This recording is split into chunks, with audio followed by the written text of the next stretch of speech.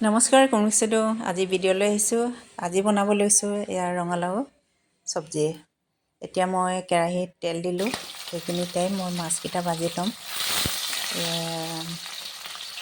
মাছ লৈছোঁ, ৰৌ মাছ আৰু মিক্স মাছ আছিলে, মানে বাঙন আছিলে। ইয়াতে মই ধুনীয়াকৈ ভাজি ল'ম। এতিয়া ৰঙালাওত মই খৰিচা দি বনাম। আপোনালোকে চাই থাকিব ভিডিঅ'টো শেষলৈকে। এতিয়া মাছ ফ্ৰাই কৰা হৈয়ে গৈছে আৰু সেইখিনি তেলতে মই পিঁয়াজ এটা লৈছোঁ। পিঁয়াজখিনি কাটিলোঁ, ইয়াতে দিম। এতিয়া ধুনীয়াকৈ ভাজি ল'ম সেইখিনি তেলতে। তেল মই বেছি নিদিওঁ, জাষ্ট পিঁয়াজখিনি ভাজিবৰ কাৰণে দিছোঁ। ইয়াতে তেল বেছি ইউজ নকৰোঁ।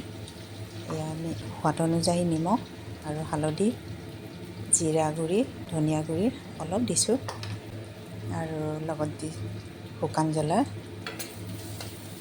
দুটামান দিছোঁ। সেইখিনি ধুনীয়াকৈ ভাজি ল'ম মই এতিয়া।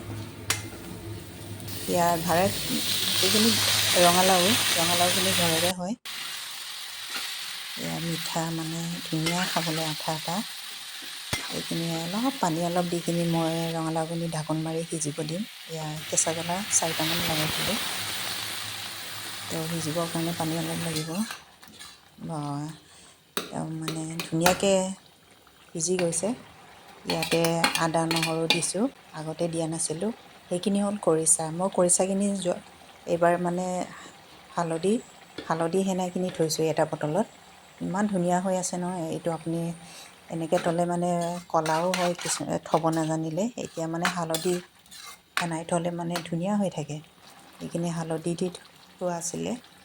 এয়া মই পানী দিছোঁ অলপ।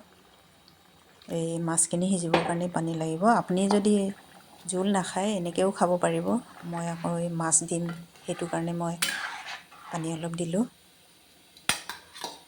এনেকৈ আৰু খৰিচাৰ লগত মাছৰ ৰঙালাও জোল বহুত ভাল লাগে। আপোনালোকে খাব আৰু যদি ভাল পায় মোৰ ভিডিঅ'টো লাইক, শ্বেয়াৰ আৰু কমেণ্ট কৰিব।